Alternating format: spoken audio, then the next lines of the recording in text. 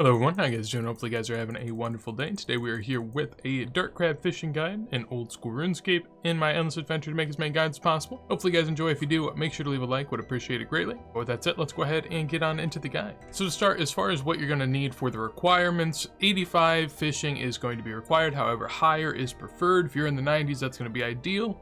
But of course, like most things, the higher the better. And then in addition to that, the Wilderness Elite Diaries are heavily recommended as you get an increased chance at catching dark crabs. The reason this is important is because we'll get into the hourly rates now. As far as the hourly rates, you can expect about 30 to 40k fishing XP per hour with the Wilderness Elites and 300 to 400k GP per hour with the Wilderness Elites. So if you didn't have the Wilderness Elites, it's not going to be very good at all. Would I say it's worth it? Personally, I like doing it every now and then for sure. I've done it on my main account when I max that account. I'm doing it on my Iron Man 2 because it's useful for food. It's great for AFKing. I like some AFKing, so it's very, very nice because you can just sit there, rack up about 20 fish, then go ahead and note them. There's a spot where you can note them out in the wilderness, and so basically you can stay there for a very long time and just rake in food. Very AFK because the fishing spots don't move around, so it's decent XP, it's decent GP, it's AFK. I think it's worthwhile to try out at least. If you're a higher fishing level, you got the Wilderness Elites done, give it a shot. As far as the gear here, I have a couple different options. On the left hand side, I have more of a medium level option, while on the right hand side it's more of a max higher level option, depending on what sort of GP you have. The left hand side is my Iron Man setup, while on the right would be my max main setup. What you're going for is just a good tribrid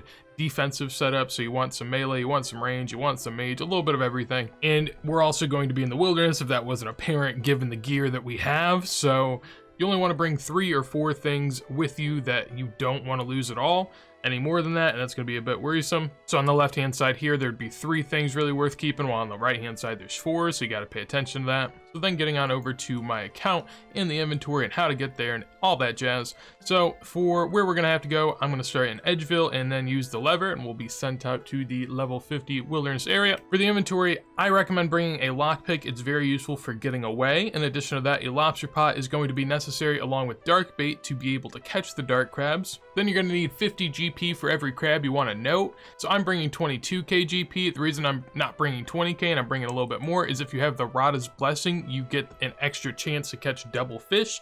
So I'll have a little bit more extra fish than necessarily the 400 that my bait allows for. In addition to the 22k that you have to bring, if you have the Elite Diaries done, there's no entry fee to get into the Wilderness Resource area. However, if you don't have that done, you'll have to pay anywhere from 3.75k all the way to 7.5k per entry, depending on what tier of Wilderness Diary you have done. Along with that, I'm bringing 6 brews and 1 super restore. If you have a 4th item that you care about, I'd recommend bringing a 2nd super restore. That way you can protect item whenever you die, if you do happen to die. Last thing before we go out there, I have a Wilderness Sword 4, which acts as a knife. If you don't have a Wilderness Sword, or if you don't have a knife or something along those lines, bring one, or bring a weapon that has slash available on it. That will be able to allow you to get through the web out here. So let's go ahead and teleport to the deep wilderness. Run a good bit north and we will see a web up here that we're going to want to go ahead and slash. So then head on over to the east side right here and you'll see Mandrith, and then from there he will allow you to go on in this gate, and this is the wilderness resource area where we will want to be catching the dark crabs.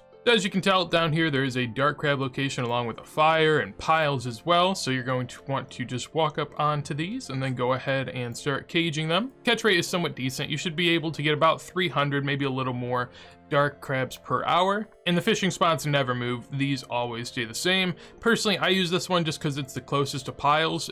However, if you really wanted to be safe from Pkers will always have to enter through the gate, because if you log out in here, it throws you out.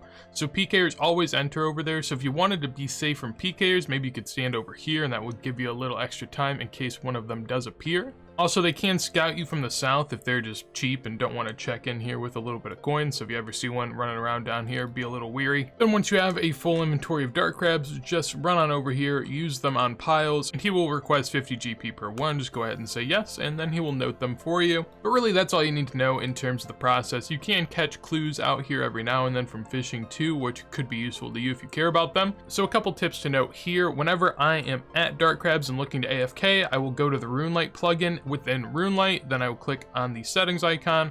I'll go down here and I will turn flash notifications on. I'll put on flash until canceled, and if you want to, you can also turn on a notification sound as well. In addition to that, then go back and turn on idle notifier, and then whenever you go AFK, your screen will flash yellow and it will tell you. And there we go. So it should tell me. There it is. All right, just like so.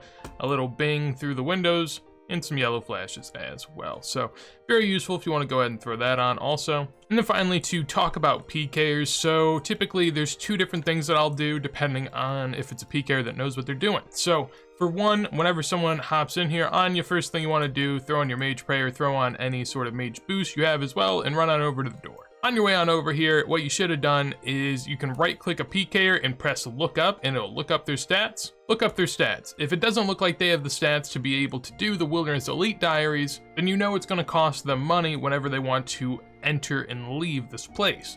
So personally, what I'll do is they'll hit me once, I'll walk out, they'll follow me, then I walk back in, then they follow me again, they hit me once, and basically each time I go in and out, they can only hit me once, and personally, since I have 6 brews, I'm going to be fine. And every time I do this, I'm going to waste a good bit of their money.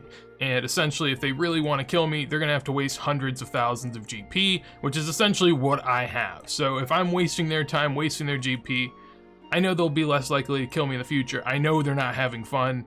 And most of the time, they just give up within a few tries. If not, earlier today, I actually had to go in and out of the door like 50 times to get someone to get off me. It was pretty funny. But that's the first thing. If they do have the stats to be able to complete the Wilderness Elite Diaries, then what I'm going to do is run on up here to this little door up here. Right here, you can pick the lock. So try to run right in front of the door and then pick the lock once you're there. You'll be on in this room with magic axes. Sometimes they attack me, sometimes they don't. If they do attack you, then just pray melee and X out of your client. And essentially what that'll do is it will just log you out of the game within about 30 seconds. If they're not attacking you and the PK is just stuck out there, then that's perfectly fine. If they didn't bring a lockpick, then they're screwed. If the axes aren't attacking you and the PK did bring a lockpick, what I do whenever I get in here is I immediately try to run on over to this door. And then what I'll do is I'll wait a couple more seconds and then I'll walk out the back door. And essentially by then I can log out. Within a few seconds, I'll be able to log out and the PKer cannot get me, even if he runs around or even if he ran through there. Basically, he's not going to be able to get me at all. If that doesn't work, what I would try to do is just run the PKer around, keep going in and out of these doors, try to fake him out, try to sit in here and maybe bait him to come in. And then as soon as he's about to come in, you leave again.